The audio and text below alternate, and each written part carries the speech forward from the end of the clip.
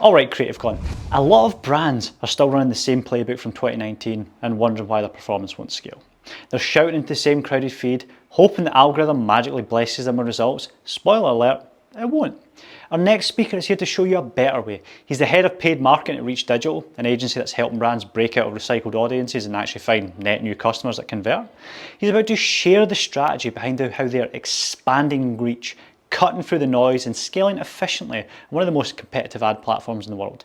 So if you're ready to stop competing for the same eyeballs and start finding fresh ones, join me in giving a huge Creative Con welcome to Rahul Issar.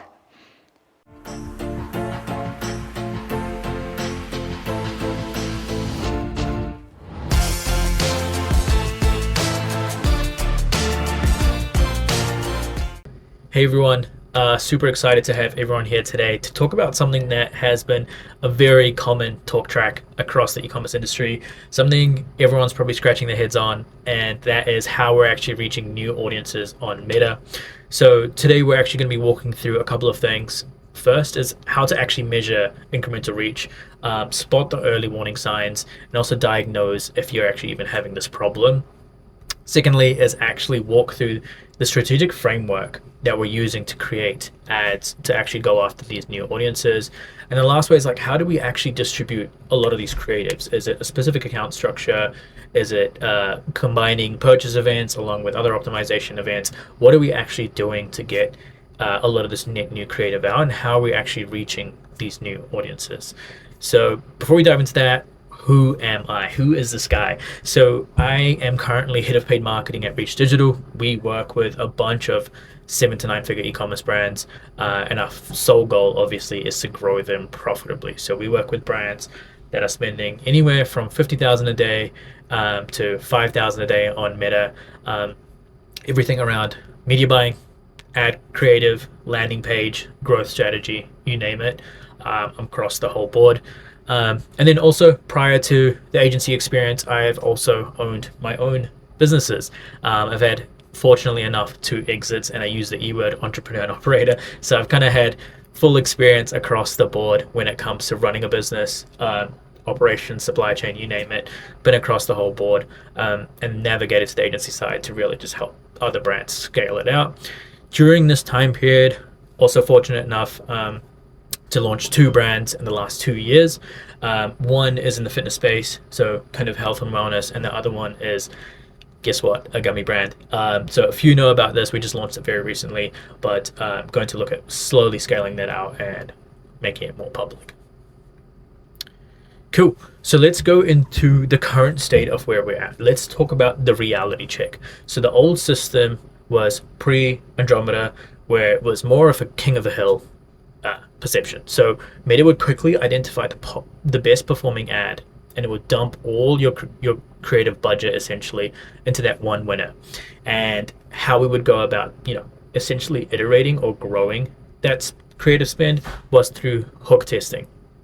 So we would consistently say, hey, this creative of, let's just say we're selling cups, or we're like a fitness, we're selling like fitness programs. This creative about like how to lose weight for men under 25 is working really well.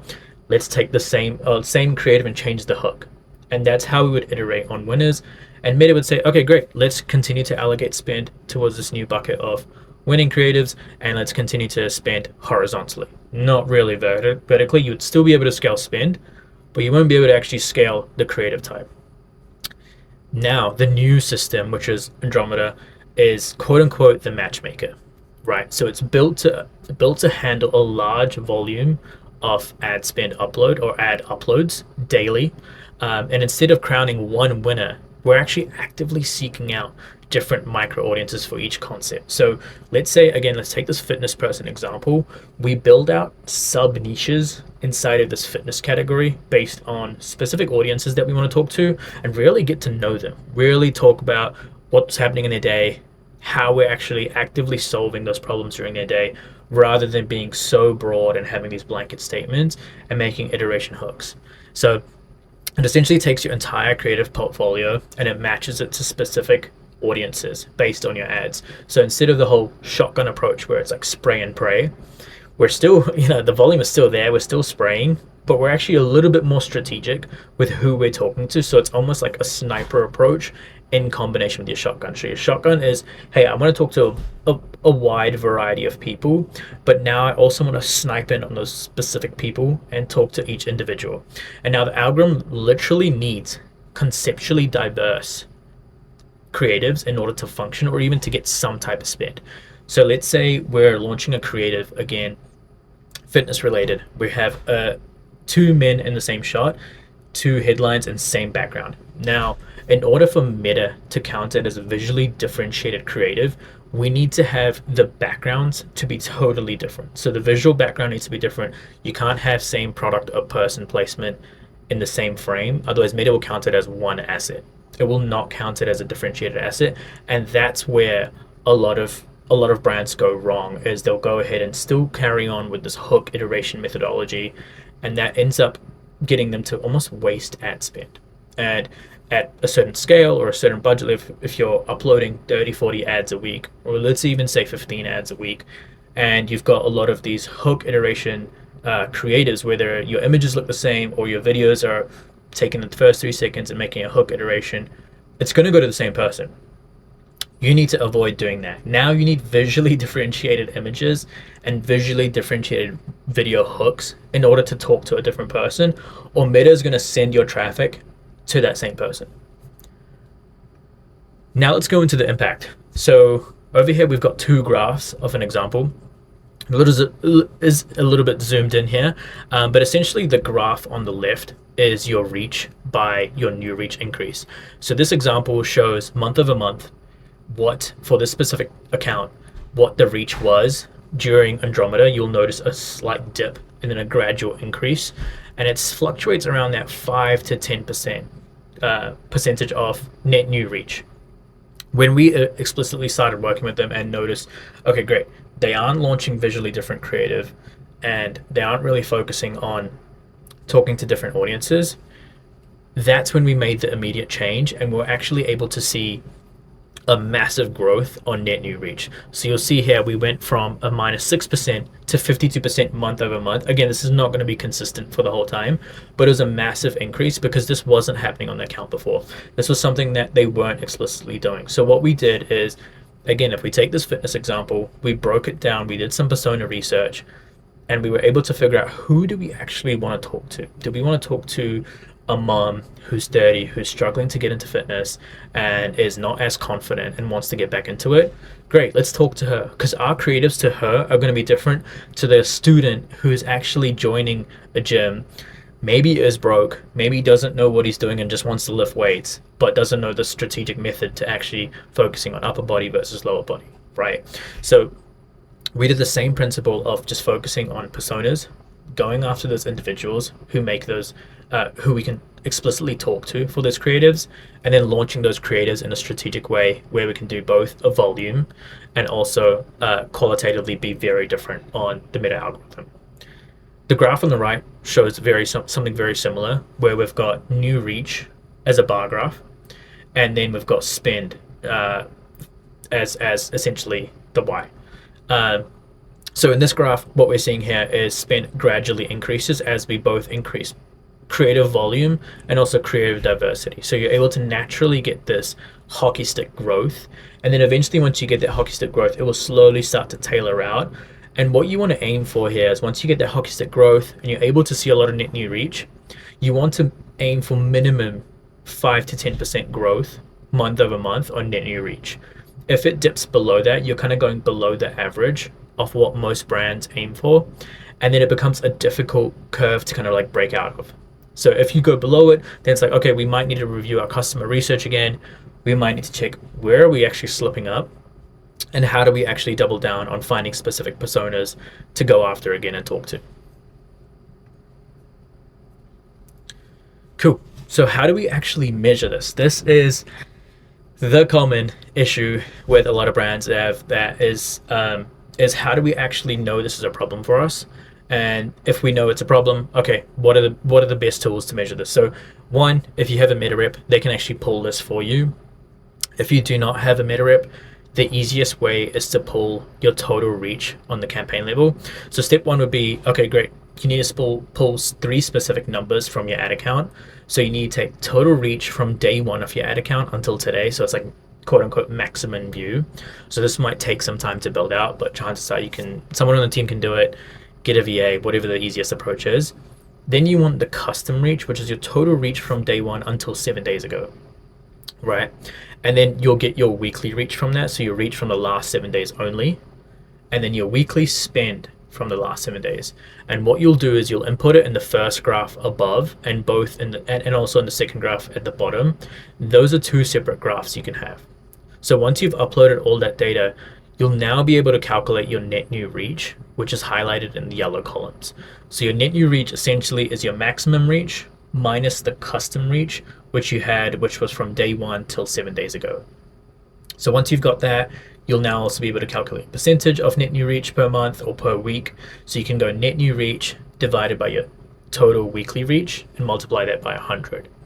So how you want to track this is you want to understand, okay, what's my net new reach over this time period until today, and how that fluctuates month over month. Again, this graph at the bottom will help you do that. So you just have to schedule out your start dates, your end dates, your reach for these moments, and essentially you'll be calculating reach per month and what's the incremental reach that you have that grows over the month. And then you also want to tally your spend for each of those months, so you can see, okay, as spend increase, am I actually reaching more people? If I'm increasing spend and I'm not reaching more people, then we have an issue. Then it's probably, okay, incrementally I'm not finding new people, and I'm actually circling that same audience of people, and Meta is actually going to penalize me for that. So that means, okay, I do have an incremental reach problem, and I probably need more diverse creative. So that's kind of your answer, right? So I would look at setting this up this week. If you're not already doing this, build it into your existing cadence of making sure you track this incremental reach every week. Especially if you're an 8 to 9 figure brand, you need to be making sure someone is on top of this and constantly tracking this all the time. We track it on a weekly so that we can see how we trend on a weekly basis, especially when we launch new marketing initiatives. It's always good to do this. When we launch partnership ads, great to track this as well. And that way on a graph, you can plot specific initiatives based on what you're actually launching in your marketing calendar.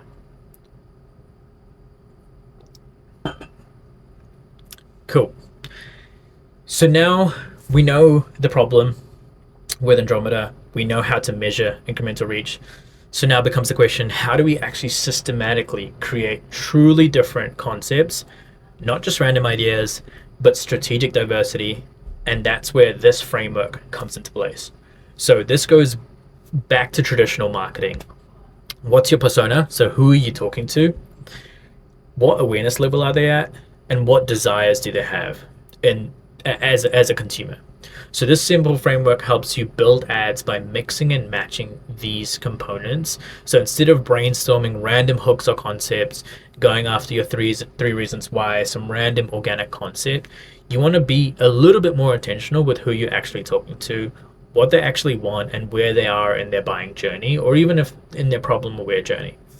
And by combining this, you get different ad concepts that gives the Meta algorithm exactly what it needs. So how I like to treat this is when I've got a bunch of personas, I essentially treat them as different TAM unlocks. So you want to treat, let's say if we go back to this fitness example, you want to treat them as, let's say each person I have, so like broke 18-year-old, 30-year-old mom, busy 40-year-old man. You treat each of these as TAM unlocks. So essentially like spend unlocks. So every time I unlock a persona, that's a certain amount of spend that I can spend on the platform. And then same for the next segment, it's another spend. So let's say the 18-year-old gives us 5K a day of spend. Now if I layer on another persona, chances are I can scale even further, both vertically and horizontally. And that would give me an additional 2 to 3K. So you're essentially compounding all these personas to get you incremental spend to, one, both hit new audiences, and two, also grow the account at a more sustainable CPA. Now let's dive a little bit further. So let's break down each of these variables. So the first one is persona. Now, majority of people actually know this, but they actually don't implement this. So when we say persona, we're not talking to a broad, woman 25 to 44. That's really not specific enough. And Meta wants you to go specific. They want you to really snipe in here and hone in on who you're actually talking to. So we need to think about their life situation, their specific pain points in their life.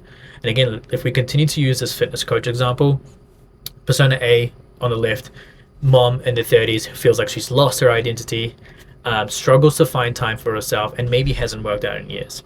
Now, if we take that persona, we can build ad concepts around that one persona. We can talk about confidence. We can talk about timing and price being an issue. And we can talk about timing and actually availability of that time. That, hey, don't have enough time to work out. Maybe this fitness coach can provide online sessions. Maybe we can talk about ad concepts where you can do at-home workouts and then you can come into the gym. Or maybe we can advertise that, hey, at our gym, we have like a daycare as well. Like there's so many different ways we can talk to that one persona and just keep honing in on the amount of problems that they have and then address it directly with our solution, which is what the fitness coach does.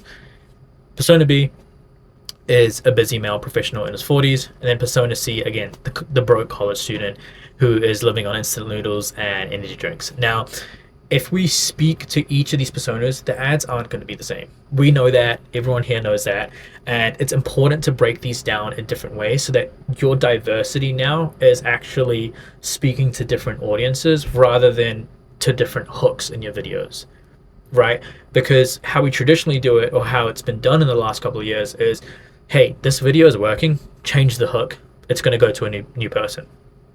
That doesn't happen anymore.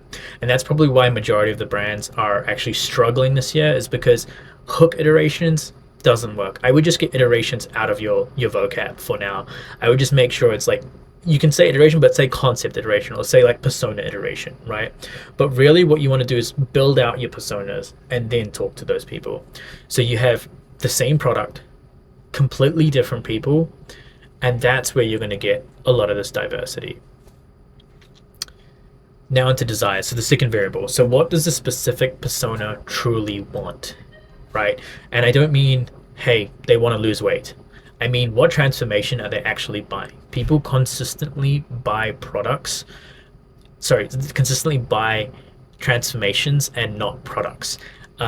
So that's what all these different ads and different hooks, it's important that we actually speak to each individual desire. So we need to tap into like a core motivation that they have. And these falls into like specific buckets. So there's wealth, there's health, relationships, and status. So again, if we stick with this, if we stick with the fitness coach example, there are 3 different desires that kind of stick with this persona. So health, I want more energy to play with my kids and stop feeling tired all the time. This is a great one. This sticks out really, really well for a lot of health and wellness companies. It's something where it incorporates time, it incorporates relationship, and it incorporates health into almost like the same bucket, right? And it talks to a lot of people because this is a common pain point. If you run a post-purchase survey and you consistently ask like, hey, why did you purchase from us? Chances are people, if you're a health and wellness brand or a fitness brand, they're going to say, hey, I want to lose weight because of X, Y, Z. Right? So that's like another good way to get an understanding of what your customers want, is by consistently quizzing them. Then we've got desire Y, relationship and status. I want to feel a little bit more confident and attractive in my clothes for date night. Same, we want the same product, we want to lose weight. But how we get there is different for each person. Not everyone wants to lose weight and that's it, right? Everyone's got an intention with what they want to do with your product, and it's your job to fill that. Right? And then we've got desire Z, which is health and performance. I want to run 5K without stopping. I fit in that bucket, right? I want to be able to run for a very long time, and I want to have a consistent amount of energy at the end of that run. So I would fit more in desire Z versus the first 2 buckets.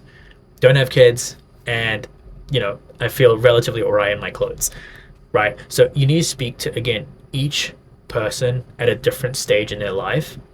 And again, that's going to continue to help with diversity of the creative. And now the last variable is like similar to what I was just talking about before, is the awareness level. Where are they on the awareness spectrum? Because this determines how you're going to actually communicate with them. if they're unaware, they actually don't even realize their constant tiredness is a fixable problem. So a lot of people are actually in the unaware and the problem aware bucket. And that's where you want to spend majority of your time. Your ad needs to educate them that the problem actually exists. So a lot of brands I see do, especially in the health and wellness, let's say you've got like, it's like a shampoo brand or some other specific brand that's, hair care, health and wellness, they talk about a specific ingredient or a specific problem for at least 40 seconds. I've seen some ads recently that are like 2 to 3 minutes long, where it's like you talk about the problem for 40 seconds. And what that does is it qualifies this new audience, and Meta eventually starts going after new people instead of that same group of people that you're constantly around. Again, this is basics of advertising, but it's just something we've just missed out on because of all this TikTok shopification that's happened, where it's like, we want quick instant wins, we want a 15-second creative, 15 to 30-second direct response. It gets straight to the point. Product is shown in frame. That sort of stuff doesn't really work as much, or at least at scale, right? You'll see the product and frame creative work, but that probably is more suited for most aware or product aware customers. And if you're creative diversity, if you pull up your ad library right now and 80% of your creative shows the product in the first 5 seconds, the reality is you're probably in a bad situation. You really need some more creative that's more problem aware and just unaware, completely don't know that this was even a solution or a problem to start with. Again, towards the bottom half of this, the messaging is also completely different at each stage, and that's why you should have like a 5-layer funnel split with how you actually do your creative management. So how we actually look at creative portfolios for a lot of our clients is we will spend 50% plus on the back half, so in the cold audience section. So we want to make more problem aware, more unaware creative, so that we keep doing prospecting on Meta and also other channels that we're on, so that we're consistently growing this quote unquote funnel of new people that are coming into our ecosystem of our brand. Right, and then we have more aware and product aware creatives, which are, yes, it says discount deals and product and price, but mostly featuring the product in the frame of the first 3 to 10 seconds. Right, so that's how I would build out your portfolios. Hey, look at where we are in terms of reach. Look at where we are in terms of our creative volume per week. How much of that creative volume is showing the product in the frame? How much isn't? What are the scripts for those? Are they talking to people that already know about, our clothing or our fitness apparel or whatever it is? Or are they actually not even sure about hey, you guys actually need to lose weight because of XYZ, or because you don't have enough time to allocate it towards it, and this is why you're increasing weight? So I would build it that way, and then you'll slowly understand that, okay, I need to have maybe 70% of my creatives going towards problem aware or unaware, and then the rest of the 30% is my quote unquote money makers, and they actually do a lot of they show a lot of products in frame, and it's more middle of funnel and bottom of funnel work. Cool. Now we go into the volume and quality. Now, this is a common question both on my weekly calls with clients, monthly calls, you name it. Everyone is asking the same question. How many ads do I have to make?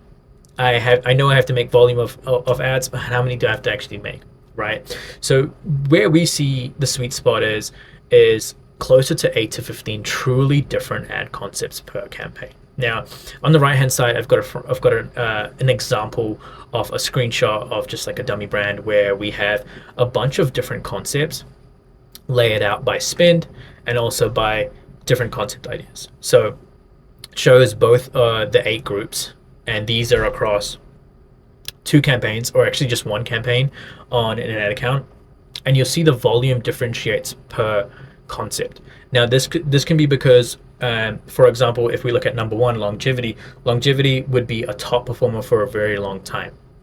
But let's say we want another top performer to come into play, we'll increase the amount of volume for that specific concept because we're trying to get it into a top performer so we can have spend expansion, right? Again, like I mentioned before, I used each of these concepts as spend expansions and TAM expansions so we can grow the brand more sustainably, because the goal is to have 8 to 10 concepts that can spend six figures per month, right? That's how you build $1 million a month in ad budget, is by having separate buckets that are able to spend a good amount per month. Again, if you have more than 15, more than 10, whatever the case is, it doesn't matter too much. It just mostly depends on your budget, right? If I'm going 0 to 1, or if I'm spending like, let's say 30 to 40K per month on spend, I would not be focusing on 10 different concepts. I would figure out 3 concepts based on people who purchase the most from me. So a very simple way to do this is going onto Reddit.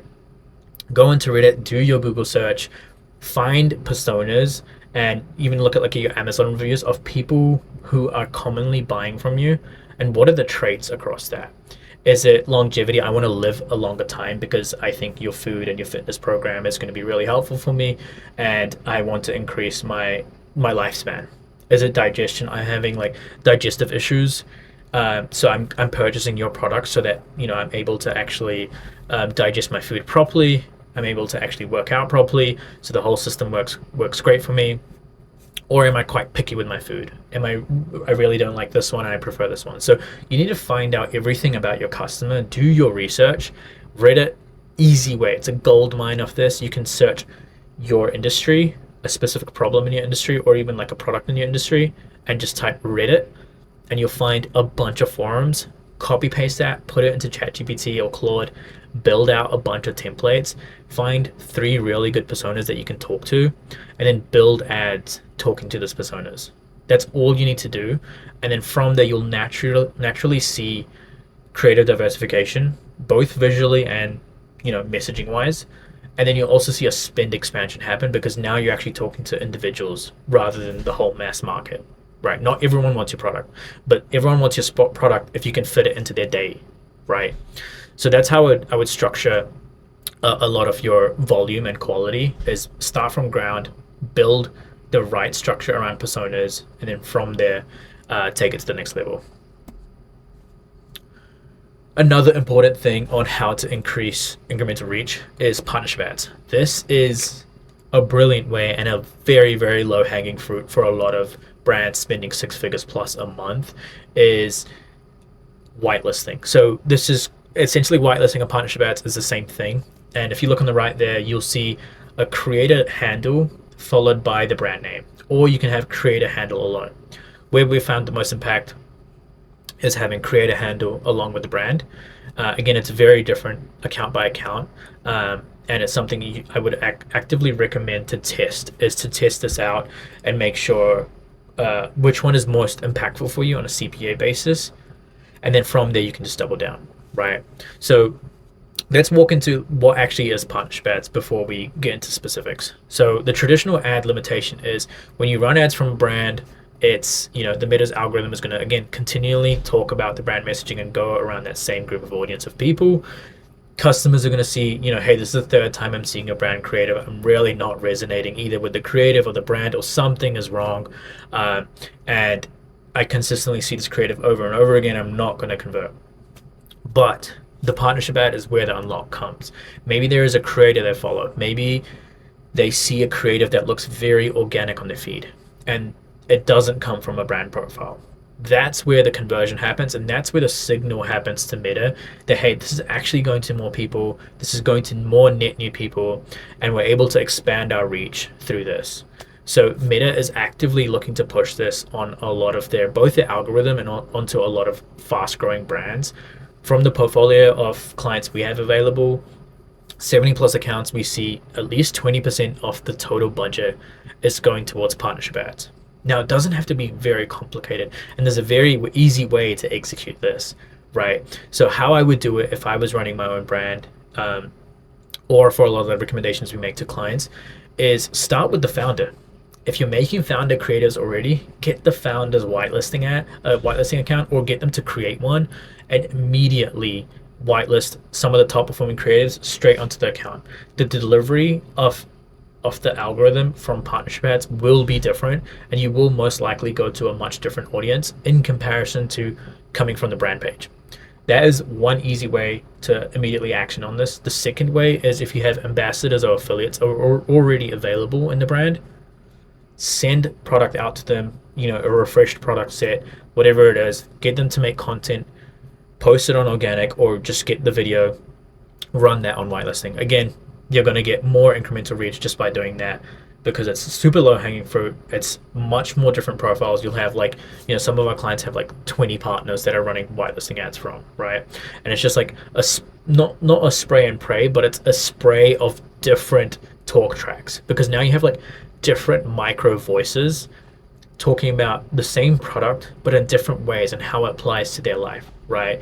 And the way to actually brief a lot of these ambassadors and creators is simply, hey, I'm just going to give you 3 bullet points, talk about why you like this product, why you bought it, if they didn't buy it, what they appreciated the most, how it helped them in their specific life. Now, when you say in their specific life, it encourages the creators to talk about more specific nuances that you would have never discovered, right? Maybe a creator uses a specific makeup brush a different way to how other creators do, and that's where you get the audience unlock. It's because now they talk in such a niche way that they almost find their own micro audience, and they automatically start to get spend in that direction, because it was something that was just never talked about. You never actively talk to that audience, you never talk to that subset of group, but now you are, and you start to expand spend there, and it's another creative learning you can get. And again, you can start talking to you can start building concepts and personas around that specific audience. Now, the last thing I would recommend here is, okay, I don't have a founder ad. I'm unconfident in front of camera. I don't have ambassadors and affiliates. What do I do next? Seed your product. Seed your product to a bunch of micro influencers. I'm talking influencers below 10,000 followers, right? So let's say I am, again, a fitness brand. I find a bunch of gym influencers or influencers looking to make content around fitness that I think, one, make good content. They don't have to be having amazing engagement, amazing views, but they just make really good creative. 2, they are less than 10,000 followers. Chances are, 1, they'll have less ego. 2, they won't be expensive and will be happy for the recognition of free product.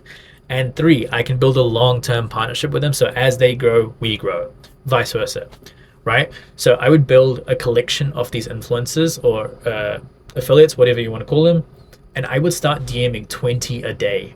It's all about volume, because if you think about how many you're DMing per day, 10 of them might open it, 5 of them might respond, 2 of them might approve it. And what you want to pitch to them is very, very important. Now, you want to say, I want to seed my product. I want to give you the product for free. I'm looking to build a long-term partnership. A lot of the influencers now will say, hey, I'll do a video and I'll whitelist the creative for $300 a month.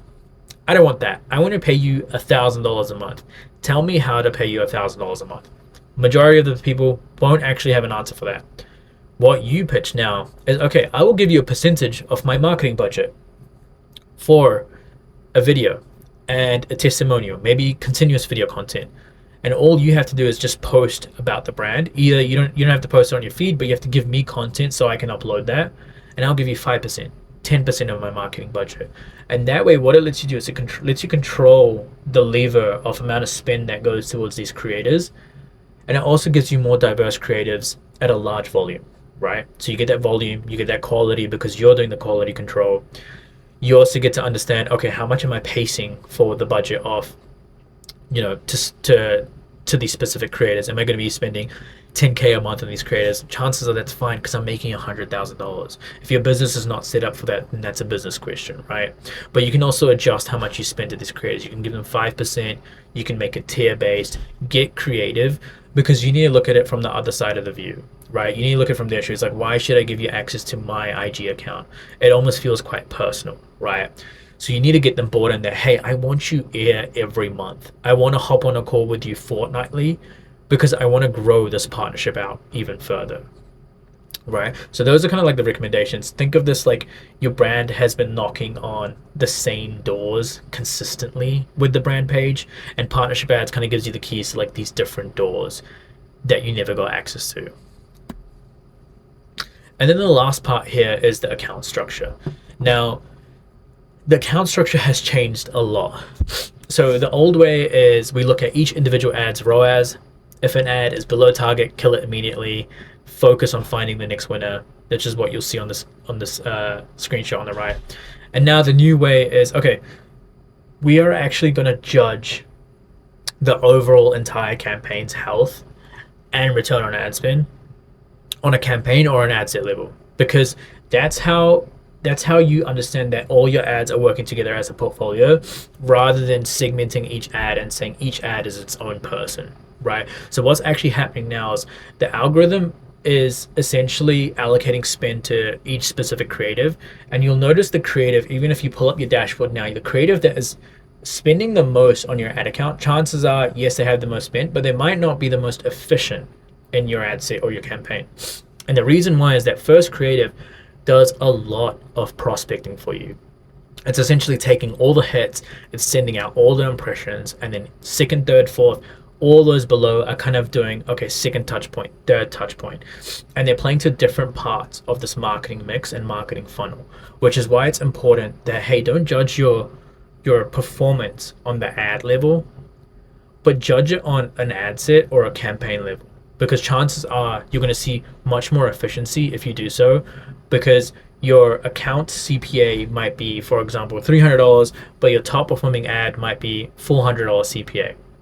But if it's driving majority of the spend and the majority of the awareness, you need to make sure you keep that on, because if you turn that off, you'll notice the spend gets diversified across the other creatives, and you'll notice your CPA on the ad set or the account start to go in the wrong direction. So my main recommendation when I look at a lot of the structure is continue to do your main regular structure, whether it's ABO testing, CBO testing, treat these as shells, and then you need to look at, okay, how is my ad spend actually getting sent across all of these ads? How we set it up is we have a CBO, we have minimum spends per ad set, and then inside of that, we want to maximize, inside of each ad set, we have a concept that we're going for, and we want to maximize the volume of ads per concept. So we will, in situations, we have 50 creatives inside of an ad set. Our goal is volume and quality across each concept. So we won't launch 3 ads, 5 ads per ad set. We'll fill it up, right? And what this does is, yes, you'll have 20 creatives that don't get spent.